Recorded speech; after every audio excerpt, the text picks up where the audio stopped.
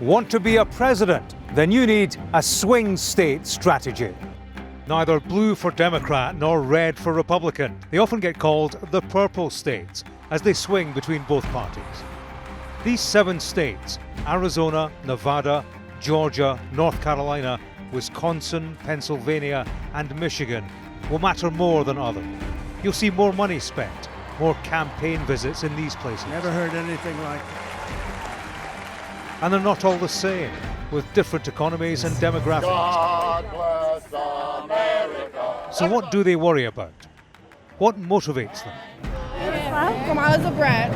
Yes. Yeah. She's a brat. She's a brat, yeah. This country loves people who are the bad guys. But America, we are not going back. And we will make America great again.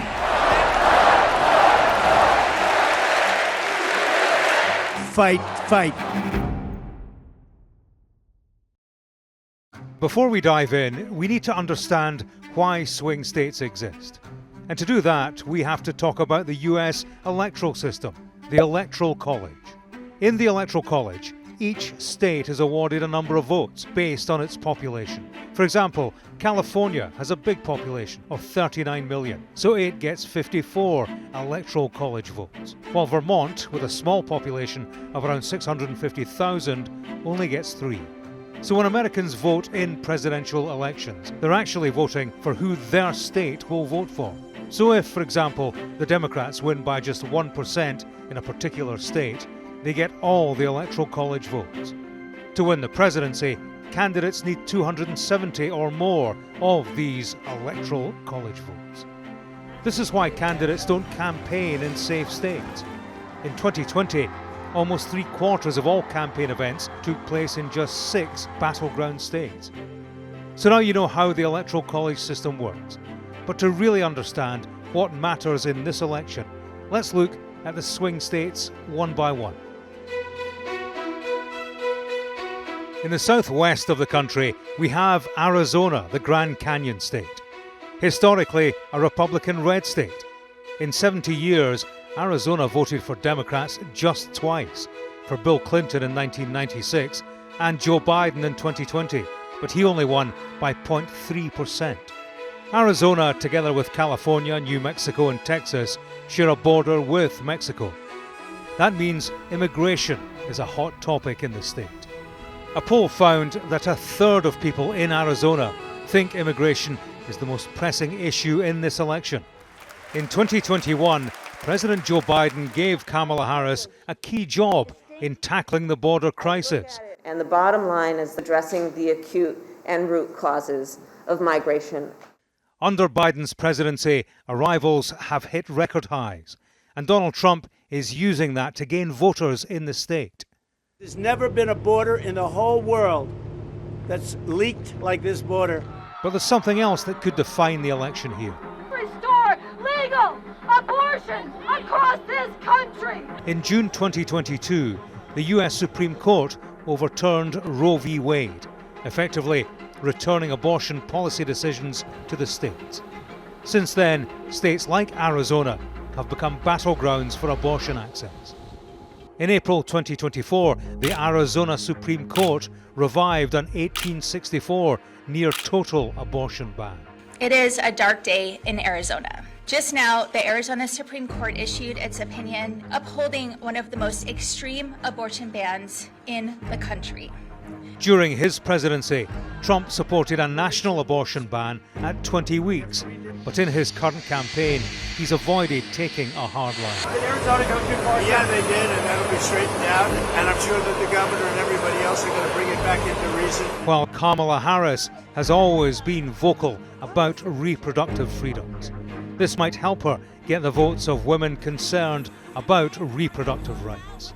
Overturning Roe was just the opening act of a larger strategy to take women's rights and freedoms. What about Nevada, Arizona's neighbour? Most of the state is rural, with the population predominantly concentrated in just 2 counties. Because of its small population, Nevada only has 6 electoral college votes, That's the lowest number among the swing states. But don't be fooled, Nevada is an important state to win. For that reason, it's often referred to as the bellwether state. Look at this graph. The winner in Nevada has gone on to win the presidency in 10 of the last 12 elections. In the past 4 elections, Nevada voted for Democrats, but its fast-growing and diverse population means its vote is highly unpredictable. Nevada, America's gambling capital, also has one of the highest unemployment rates in the country. And Trump often talks about lower taxation and fewer regulations at his rallies. No tax on tips. Do we like that? Voters do like that, something the Democrats have noticed too. And eliminate taxes on tips for service and hospitality workers. Moving on to the East Coast, there's Georgia. The Peach State didn't used to be a swing state, but Biden's unexpected victory in 2020 turned it into one. Biden became the first Democrat to win Georgia in nearly 3 decades. And black voter turnout was important in his victory here. The Atlanta metropolitan area has one of the highest proportions of African Americans in the country. So what's at play here? A poll found that 1 in 4 say preserving democracy is the top issue in November's election, followed by immigration and inflation. You might remember this 2021 phone call, in which Trump, who was president at the time, asked Georgia's Secretary of State to find him enough votes so he could claim victory in the election that he'd just lost. I just want to find 11,780 votes. Fellas, I need 11,000 votes. Give me a break. Well, Mr. President, the challenge that you have is the data you have is wrong. 4 days later, on January the 6th, Trump delivered the speech that preceded the US Capitol riot. We fight like hell. And if you don't fight like hell, you're not going to have a country anymore. Why am I telling you this?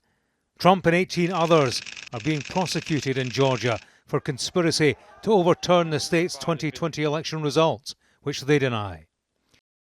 President Trump. It's unlikely the case will be settled before the November election, but it could influence how Georgia will vote. North of Georgia, we have North Carolina. Like Georgia, North Carolina used to be a reliable red state. Look at this. In the past 50 years, Democrats won here only twice, in 1976 with Carter and in 2008 with Obama. So why is it classed as a swing state? Because Republicans saw pretty thin margins of victory in recent elections. What's changing? Well, let's zoom in on the Raleigh-Durham-Cary region, also nicknamed the Research Triangle. There are 3 major universities here. Since 2020, the area population has grown at 5.6%, the 10th fastest rate in the whole of the US. And this could help the Democrats. Data shows that from 2011 to 2021, North Carolina newcomers were from California, New York, and New England states, all heavily Democratic. Black, Latino, and multiracial people make up almost 90% of North Carolina's new residents, and these are groups that traditionally tend to lean left. But despite that, the majority of the population in North Carolina is white. And polls suggest some are concerned about immigration. Trump has made the anti-immigration sentiment a big part of his campaign. So illegal aliens are stampeding into America by the millions and millions. Vote Republican and we will begin the largest deportation operation in American history. But in the last few months, the Biden administration has been more aggressive on immigration. The president recently signed an executive action that will temporarily shut down asylum requests when illegal crossings are too high. This action will help us gain control of our border, restore order into the process. And if the United States doesn't secure our border, there's no limit to the number of people who may try to come here. Will that be enough to turn the state blue? Now let's move further north to Michigan. We're in an area known as the Rust Belt that stretches from New York to the Midwest. Once it was dominated by manufacturing, but now it's synonymous with industrial decline. So how has Michigan behaved in the past? Well, the state has almost always voted Democrat, but it was won by Trump in 2016, the first Republican to do so since 1988. Michigan also has the largest concentration of Arab Americans in the country, with over 80% of the population living in the metropolitan Detroit area. And it's in Michigan that the war in Gaza could play a role. You can either be on the right side of history or you can be on the wrong side of history. Many Arab Americans and young voters are unhappy about Biden's handling of the Gaza conflict. This is what they're saying to the community. They're saying we've held out 4 years under Trump and we can hold out for another 4 if that means we'll stop the killing of our cousins and our loved ones overseas. And so if the president doesn't heed these words, if he doesn't take it seriously, he's at risk of losing the swing state of Michigan.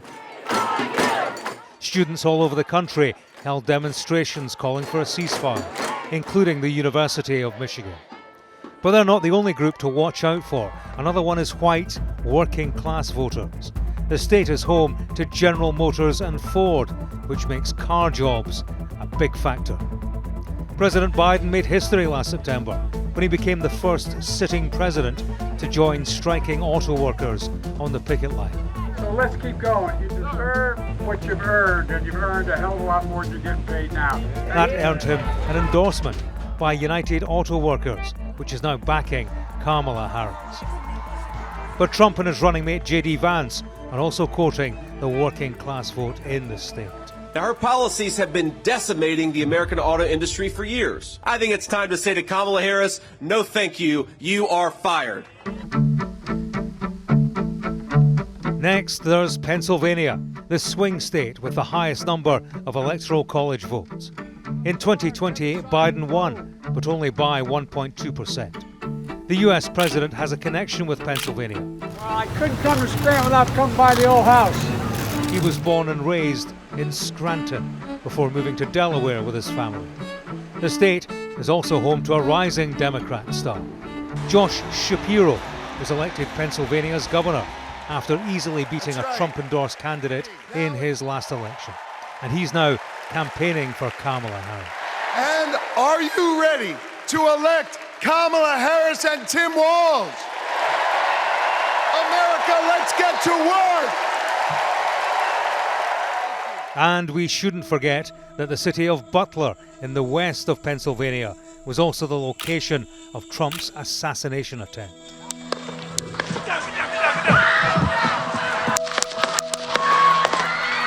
So what's playing big here? The cost of living and inflation. The price of groceries has risen faster in Pennsylvania than in any other state. And it's places like Erie County that the two candidates will want. A long-suffering manufacturing hub with a whiter, older and poorer population than average. That the manufacturing policies of him saying he's going to bring jobs back resonates very much so with not only Erie County, but the majority of this country. Almost 20% of people in this state are at least 65 years old, exceeding the national average of 17%. And this is a group that the Republican Party of Donald Trump has been able to win over in the past. And finally, Wisconsin, America's dairyland. Like Michigan, this state has voted for Democrats since 1988, but Trump's victory in 2016 turned this state into a battleground. Republicans chose Milwaukee as the site of their nominating convention in July. Donald J. Trump for the office of President of the United States! And after Biden retired from the race and endorsed Harris, Wisconsin was the site of her first campaign visit. Picking Minnesota Governor Tim Walz as a running mate was also instrumental. We're not going back.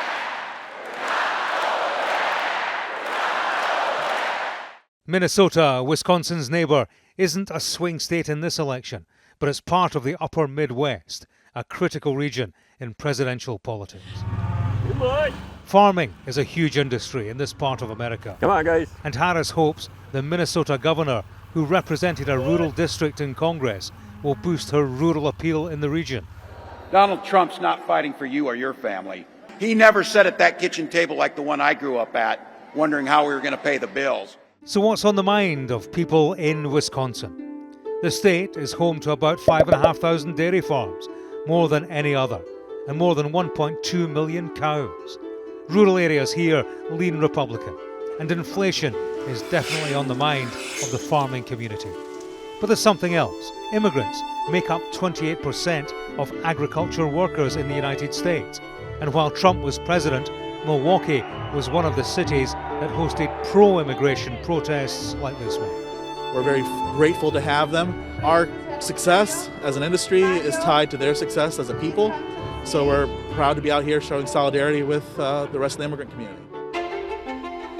So now you know why swing states matter. But remember, they change over time because of shifting demographics and political views.